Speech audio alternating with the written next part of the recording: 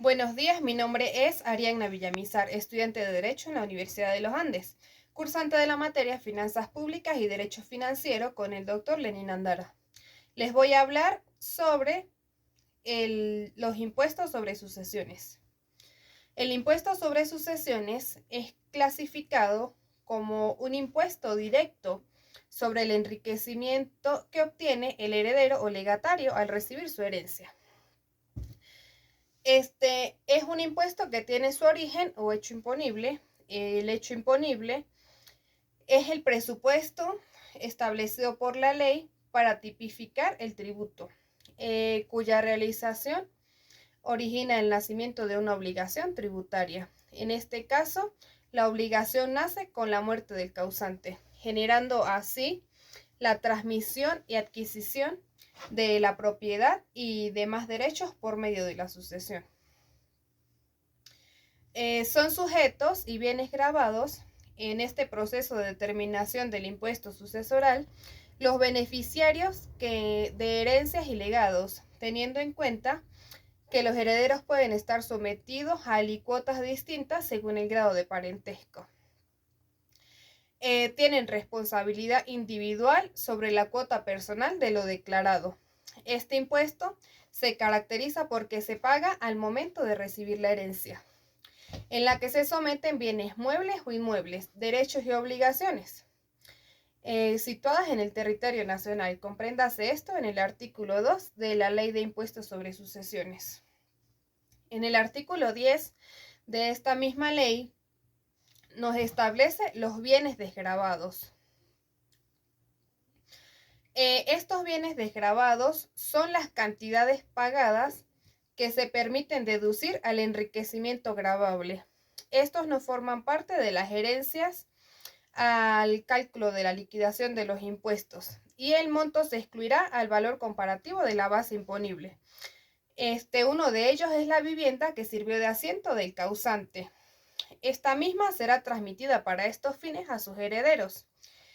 Es decir, que la misma está libre de gravámenes y esta no será tomada en cuenta para la determinación del monto neto. Para declarar este impuesto se establece un tiempo oportuno. En el artículo 27 y 28 de esta ley, el contenido para la declaración de la sucesión debe hacerse dentro de los próximos 180 días hábiles siguientes a la apertura de la sucesión y con la unidad tributaria vigente para esa fecha.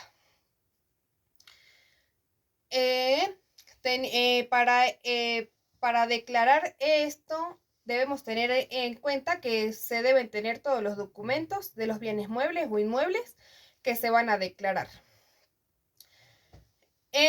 Para el cálculo de este impuesto debemos ir directamente a la ley. Esto se determina dividiendo el patrimonio neto o líquido entre el total de los herederos por el valor de la unidad tributaria vigente al momento del fallecimiento. Para comprender mejor cómo se hace este cálculo, debemos dirigirnos a la ley directamente y revisar la tabla de tarifas allí establecida. Por otra parte, les voy a hablar sobre el beneficio fiscal. Este es el ahorro de las cuotas tributarias en las cuales se hace cualquier excepción o reducción. Esta sobre el patrimonio de una persona, sea el caso que la ley autorice. Esto lo establece el artículo 8 de esta ley. En el artículo 9 establece los que están exentos. Estos son los entes públicos, la cuota hereditaria de quienes heredan, las entidades públicas no territoriales de beneficencia, asistencia, protección social y los otros establecidos en este artículo. La reducción se establece en el artículo 12. Estas son las disminuciones permitidas en el cálculo de algunos impuestos. En el monto del impuesto que recarga sobre la cuota líquida del heredero, siempre y cuando esto no exceda las 100 unidades tributarias. Así lo establece esta ley. Bueno, por otra parte, en relación a los límites del pasivo, estos los constituyen los pasivos de la herencia y están establecidos en el artículo 25 de esta ley. Asimismo, vamos a dar respuesta a la pregunta que el profesor nos dijo, la cual es, ¿se puede vender un bien de la herencia sin haber declarado? Pues la respuesta es no, teniendo como fundamento el artículo 1156 del Código Civil venezolano, en el cual no se puede vender en calidad de herencia, porque ésta aún no se ha declarado o no ha sido abierta.